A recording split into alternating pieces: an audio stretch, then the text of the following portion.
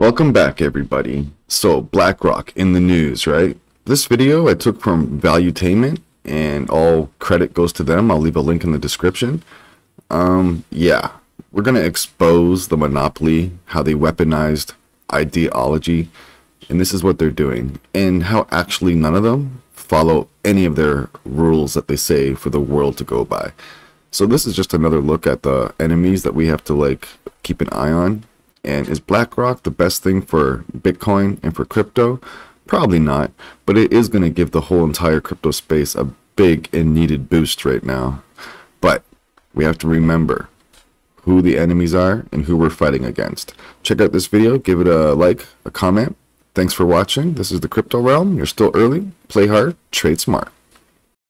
So look, with recent news about Target losing $9 billion in a week after having a section for the Pride Month and the clothes and transgender, and wait a minute, what just happened? Why did they lose $9 billion in a week? Why did Bud Light just lose 28% of sales and it's not even slowing down? And all of a sudden they're coming back saying, no, we love our drinkers and we're not going to do this Dylan Mulvaney thing. And then ESG comes out and says, oh, you guys had a perfect score, Anheuser-Busch, but after the way you handled yourself with Dylan Mulvaney, we are lowering your score, and they're so scared. What happened to CEOs? Number one customer being the buyer, you and I, then their employees, then the investors. Today, these S&P 500 companies, why are they so scared of BlackRock? Why are they so scared of their ESG scores? We're going to take a deep dive into that topic in this video.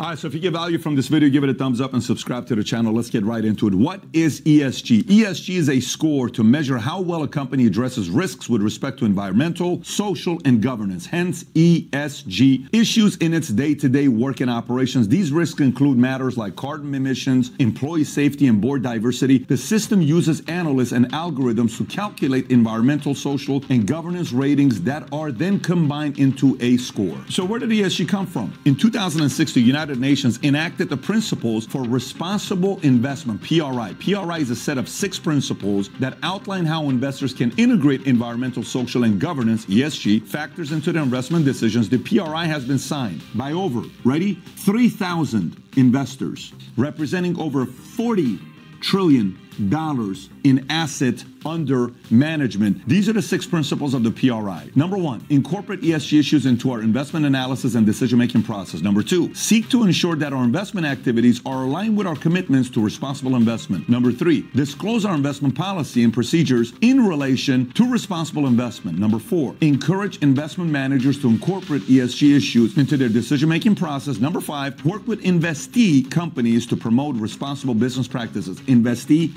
meaning companies that they invested into, investee companies. Number 6, promote the PRI within the investment community and with other stakeholders. So wait, UN as in like United Nations? Yes. What the hell does United Nations has to do with the way Bud Light or Target or other businesses on S&P do business? Well, this is how they have had the chokehold on companies to get them to hit a score so they do what United Nations wants them to do, which is what a lot of people in America are worried, saying, wait a minute, why not just worry about America? Who the hell are those guys to tell us how we live our lives, how we run our companies? That's what happens when companies become global companies.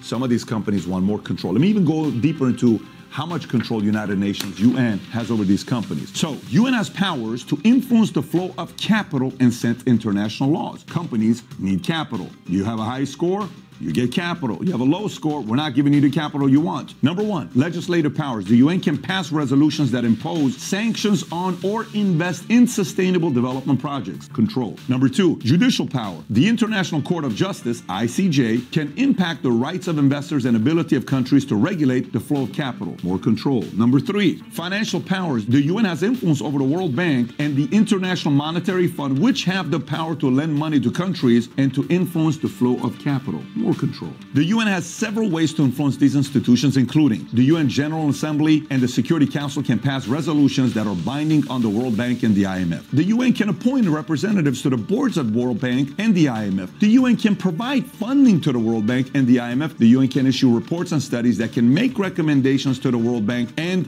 the IMF. So the next question will be, is there somebody above the UN? Who is above the UN? Who controls the UN? Well, let's take a look. NGOs have the most significant influence on the UN's decision-making process. NGOs, non-governmental organizations. Through lobbying, advocacy, and partnerships, NGOs have massive influence over the UN's agenda. They also have played a significant role in mobilizing public opinion on UN-related issues. The NGO that encouraged the UN to enact the Principles for Responsible Investment, PRI, was the United Nations Environment Program Finance Initiative, or UNEP-FI, is a partnership between the UN Environment Program and the financial community. So having said that, some of the largest NGOs today include Amnesty International. Revenue was roughly $392 million last year. Doctors Without Borders, they had a $2 billion revenue. World Wildlife Fund, they have a revenue of $257 million. Oxfam, $119 million. Save the Children, $950 million. And so now the next question would be, so who controls the UN NGOs?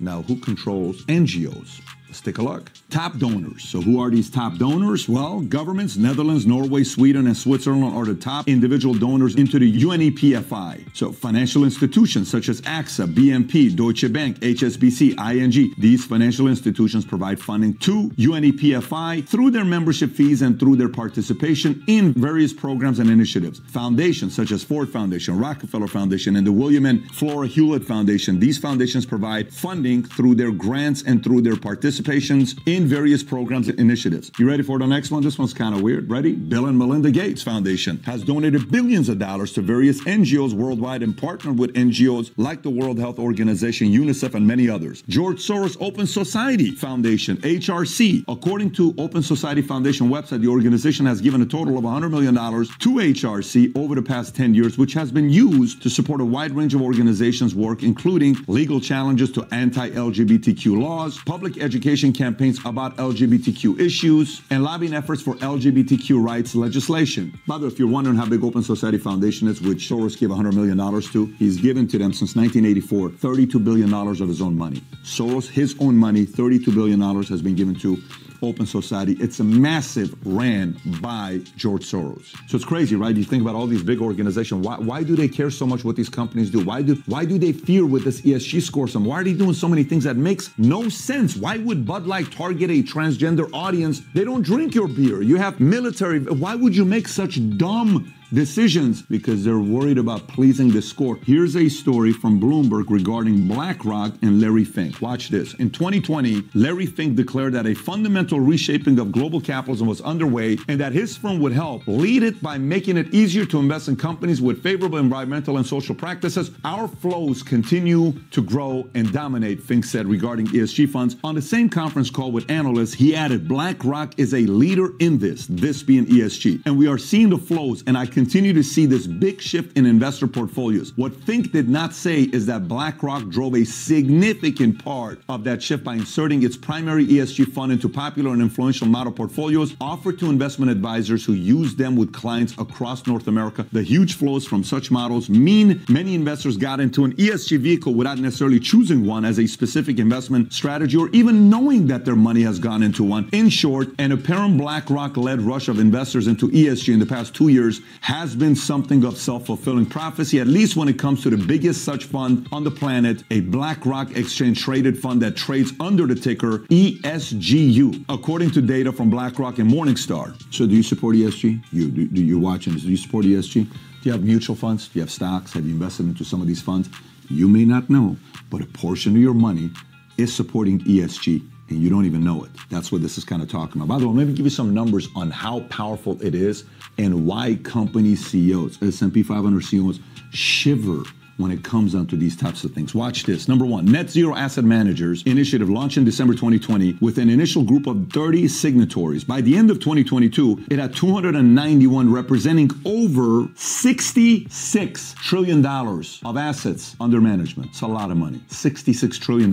According to Larry Fink's 2023 CEO letter, today's global financial assets total is $400 trillion. This is $66 trillion. That's a lot of influence. According to Boston Consulting Group, asset managers control roughly 60% of global investable assets. This is why companies are afraid of going against ESG asset managers' control investment flows. There is no other way to say it, but why a CEO of a company that knows who 99% of his customers are wants to pander to this? Because behind closed doors, that guy is scared of not getting a good score here. How weird, right? 3 companies I want you to know about: BlackRock, State Street, and Vanguard. These 3 companies, the amount of power they have with ESG, it's wild. Here's an article from Harvard Business Review. Look what it says here. One of either BlackRock, Vanguard, or State Street is the largest shareholder in 88% of S&P 500 companies. Let me say this one more time in case I said it too fast. One of 3, State Street, Vanguard, BlackRock, is the largest shareholder in 88% of S&P 500 companies. Did you catch that?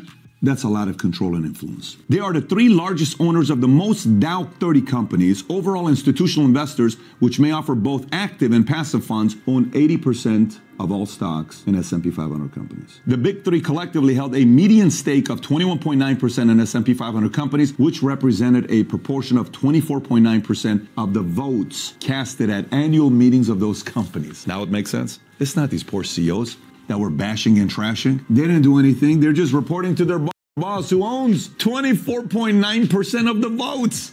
They get to impact their weight in God. Imagine you're sitting in this board, right? And they're like, well, here's what we're thinking about. We're thinking about making something to target to get more families to come by and make a drink for veterans because we kind of want to do this. No, we're going to do this. And if you guys go against this, we can't fund your this. Oh, what do you think? Well, I'm kind of going with these guys. I still want my job. What do you think? You were with me when we talked yesterday at dinner, and you said it was a good idea. I don't know what dinner you're talking about. I'm going to go. Why? He doesn't want to get fired. You don't think these types of things happen behind closed doors? What do you think? What do you think? When you have this kind of control, what do you think happens? You have to be naive to think it doesn't happen. These 3 firms control roughly 80% out of about $4 trillion in total ETF assets. So if they sold you and you're watching this, you're like, yeah, but Pat, the whole thing with ESG is environmental. Aren't they trying to make the environment? The whole purpose is to make the world a better place so the planet's going to be around longer. No, isn't that what it's about? Well, maybe. That's what they say, but let's see if that's what they do. In December of 2021, Bloomberg found that only 1 of 155 ESG upgrades of S&P 500 companies cited an actual cut in emissions as a factor. Oh my God. 1 in 155. But listen, ESG, what we're doing is environmental, social, and governance. We're trying to make the world a better place so you can last longer and live longer than your kids and the planet and all this stuff. Oh, really? Yeah. Show it to me with action. 1 out of 155. Yeah, you're full of shit. I don't believe you. That's kind of how the average person, after they look at the numbers, is going to say, I have a hard time believing these guys are doing it for a good cause. Okay, so as if this ESG stuff wasn't enough, have you guys heard about DEI or CEI? Maybe you've heard about it, you don't know a lot about it. Too many acronyms, I'm with you, but let's take a look at this as well. So, DEI and CEI take over corporate America. According to justcapital.com, as of 2023, 94% of employers and 74% of workers say that their organization has made a commitment to advancing DEI in their workplace. Compared to 2021, only 32% of companies required some form of DEI training for their employees. You're talking about 94% of employers, and just 2 years ago was 32% of companies require some sort of DEI training. This thing's becoming a phenomenon right now. It's cool to say we have a DEI and a CI training. I think we even fell for it like 6 years ago or 5 years ago at first, thinking this was a good cause. Okay, so DEI and CI take over in corporate America. There's a few things we need to know about. First, before I give you the stats here, which is absolutely wild. Okay, so DEI stands for diversity, equity, and inclusion, refers to organizational frameworks which seek to promote the fair treatment and full participation of all people, particularly groups who have historically been underrepresented or subject to discrimination on the basis of identity or disability. So, sounds like a noble cause, right? Now let's look at CEI. CEI stands for Corporate Equality Index, which is the national benchmarking tool on corporate policies, practices, and benefits pertinent to lesbian, gay, bisexual, transgender, and queer employees, which is kind of wild now, because now with the CEI score, if let's just say I'm a 22-year-old kid, just got out of college, I'm working for an S&P 500 company, 379 are participating in the CEI score, 138 is their first year ever. What do you think they're doing to employees like you and I for working there? What do I have to bite for? What language do I have to use? What can't I use? Now, here's what's a little wild. When you think about social media sites for business, there's only one of them you think about. You think about LinkedIn, right? Even LinkedIn wrote an article about how this DEI could be a bad thing for business. Here's what it had to say. 7 ways your DEI initiatives are harming your company and how to resolve it. Number 1, DEI is discriminatory. Can you imagine? It is discriminatory. It's LinkedIn saying this. Number 2, DEI unnecessarily preferences physical attributes over the non-physical. Number 3, DEI diminishes the size of the talent pool. Number 4, DEI decreases performance. Number 5, DEI is divisive. Number 6, DEI diminishes accomplishments and disincentivizes performance. Number 7, DEI is distracting. Says LinkedIn. LinkedIn article, 4 ways to resolve it. Number 1, close the DEI office altogether. Number 2, eliminate diversity quotas. Number 3, hire, promote on merit. Number 4, cease all diversity training programs and reinvest that time and money to upskill employees. Little crazy, little wild, little dark, little no common sense. It just doesn't make any sense what these guys are doing here. By the way, do you know what the top 5 best ESG score companies are? Number 5, drum roll, Bank of America. I am surprised. Number 4, Salesforce. Number 3, Microsoft. Bill and Melinda Gates. Anyone surprised? I'm not surprised. Number 2, Intel. And number 1 highest ESG score is a company many say that supports the government, is a company called Alphabet, hence Google has the highest ESG score. Do you want to take a wild guess which companies have the lowest ESG score? These are anti-establishment companies. You think Tesla has a high ESG score? Can you imagine? Tesla does more to actually help with emissions, but they have a medium score. They're not impressive. They're right in the middle out of all the automobile companies. Out of 81 automobile companies, they're ranked 41. And they're doing more than all these other guys.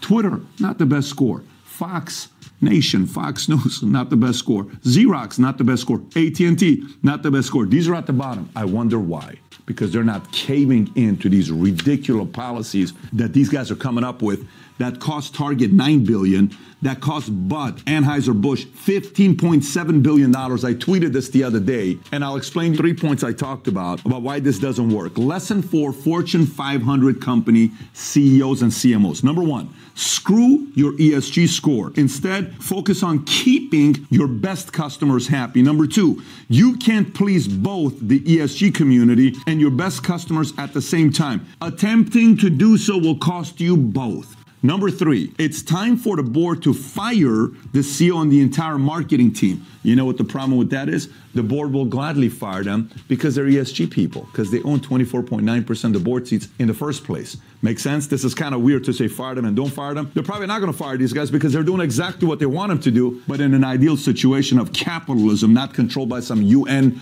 PRI score, those guys would get fired. Number 4, bad ideas have consequences. And number 5, capitalism works, pandering doesn't. Either go into politics and sell your ideas or run a company knowing your number 1 customer is us, then people that work for you, then these nonsense people out of UN and ESG and BlackRock and Vanguard and State Street that control you. You work for them, and the world is starting to realize it. Don't you want to be free? If you do, maybe talk about it so the rest of the world can realize what it's like to be so afraid, shivering of your ESG, DEI, and your CI score. Anyways, if you got value from the video, give it a thumbs up, subscribe to the channel. If you haven't watched a video I did on George Soros, who George Soros is, and another one having to do with Hollywood, both of them are linked to ESG. If you've not watched the Hollywood story of what they're doing with ESG, definitely watch this. If you want to know who is really the man George Soros, click here to watch this one. Take care, everybody. Bye-bye.